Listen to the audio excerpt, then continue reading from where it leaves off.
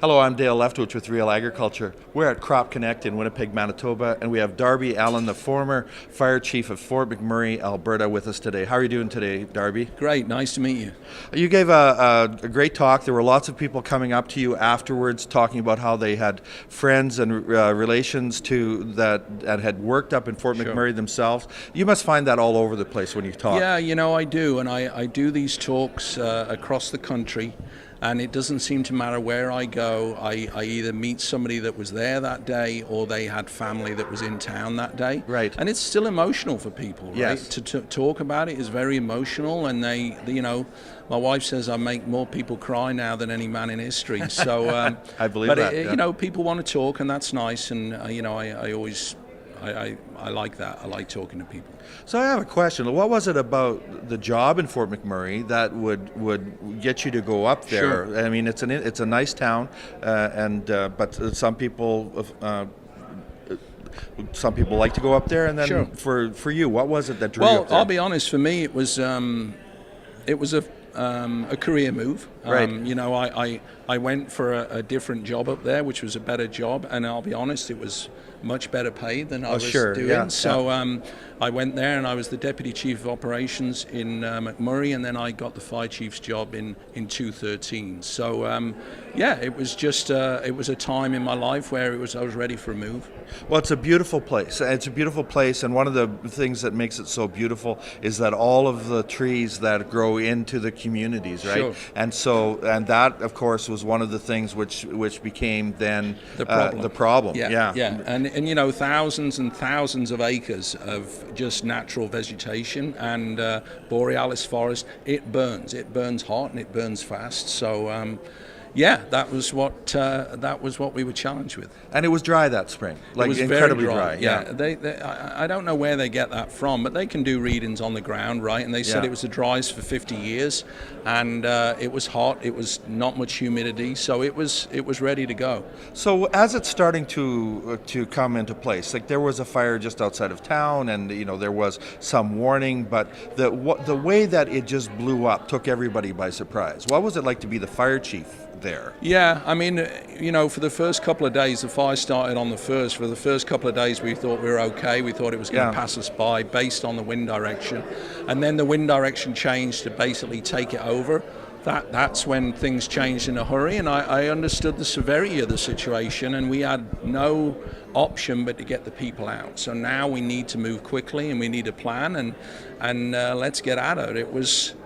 I don't remember at the time being particularly, obviously it was a little stressful, but I was more worried about all the people than anything else. So you're so busy trying to get that happening, you don't have time to worry about anything else. Have you seen seen the footage of the people leaving town like afterwards? Yeah. Is that something that you try to look at or try to avoid? I don't try and look at it. Right? No, sure. I've seen different videos, and but.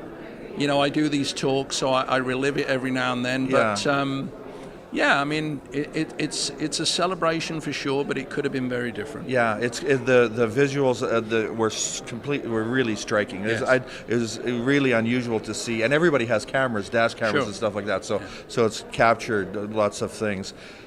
What kind of things did you find in yourself when all that was happening? You kind of said that you were, like, what were you thinking of, and what kind of strength did you see in yourself and the people you worked with?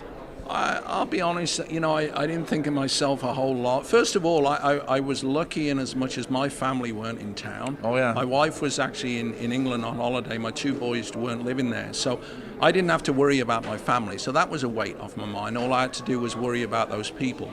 But, each hour goes by, it just keeps getting worse and worse, and you keep thinking, well, it can't get any worse, and then it does. So you just draw on reserves, you draw on good people around you to support you and help you with your ideas. And at the end of the day, my job was to make some decisions, and I did that to my best of my ability. There's some moments there where you go and find a quiet room and think, oh my God, what the hell are we going to do? But you hide that, you come out and you stay positive, and we're going to get through this. There were some huge fires in California last year that ended up kind of being similar to the Fort McMurray fires. And do you think there are things that were learned from Fort McMurray that could have come into play in terms of the way they chose to fight that fire? Or do you think I don't think so, no. No. Eh? I think, first of all, I think they lost over 90 people down there. That's which is very sad. A little bit different because of the demographics, a lot more spread out. Yeah. Different type of fuel, but actually the fuel in McMurray is hotter, fiercer to burn. But the US in general does things slightly different than we do up here. I don't know a lot about that, but I doubt very much whether they paid any attention to what went on in McMurray.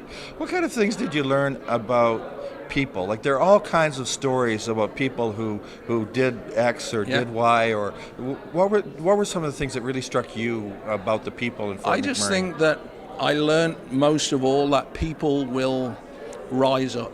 People will do amazing things when the need is there, both collectively as a team and individually. There were lots of individual acts of bravery. There were lots of acts of bravery and caring as a group. And I think people, in the situation when they need to, they will step up 2 or 3 levels at what they thought they could do. And that's what blew me away.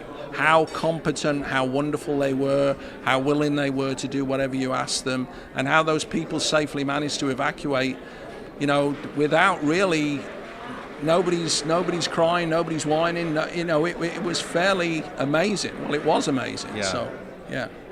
Well, I just really want to thank you, Darby, for being with us today. Darby Allen, the former fire chief in Fort McMurray, Wood Buffalo, Alberta.